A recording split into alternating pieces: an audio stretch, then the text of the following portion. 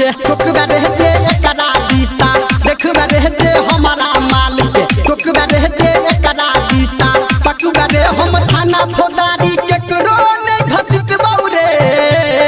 हर मुठा कोदाइर से सीधा सार कट बौरे अपन जबिया कोदाइर से सीधा सार कट बौरे जे हमारा माल पे टोकबा रहते एकरा दिशा तकबा रहते हमारा माल पे टोकबा रहते एकरा दिशा तकबा रे हम थाना फौदारी के करो ने घसीट बौरे हर मुठा कोदाइर से सीधा सार कट बौरे अपन जबिया कोदाइर से सीधा सार कट बौरे बुझली रे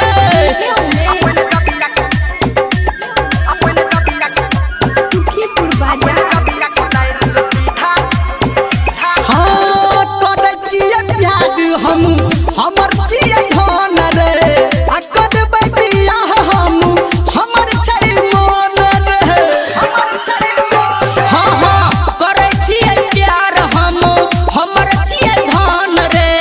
आ करबै बियाह हम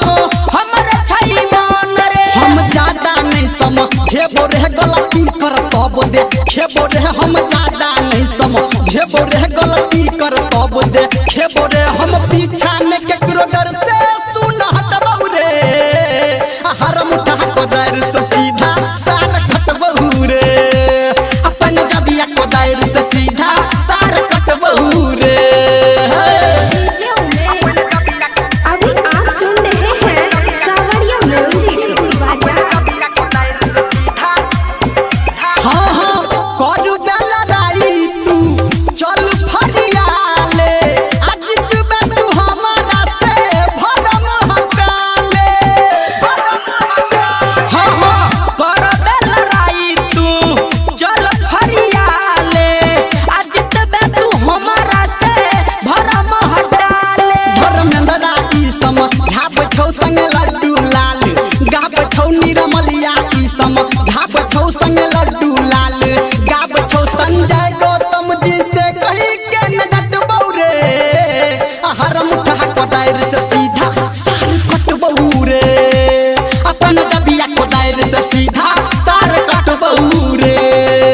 जे हमारा माल के टोकबा रह जे एकरा दिशा पकबा रे जे हमारा माल के तकबा रहते एकरा दिशा तकबा रे हम थाना फौदारी के करो ने घसीट बौरे हर मुठा कोदाइर से सीधा सार कटबौ रे अपन जबिया कोदाइर से सीधा सार कटबौ रे पहला के हमरा माल के क्यों छरी है ना।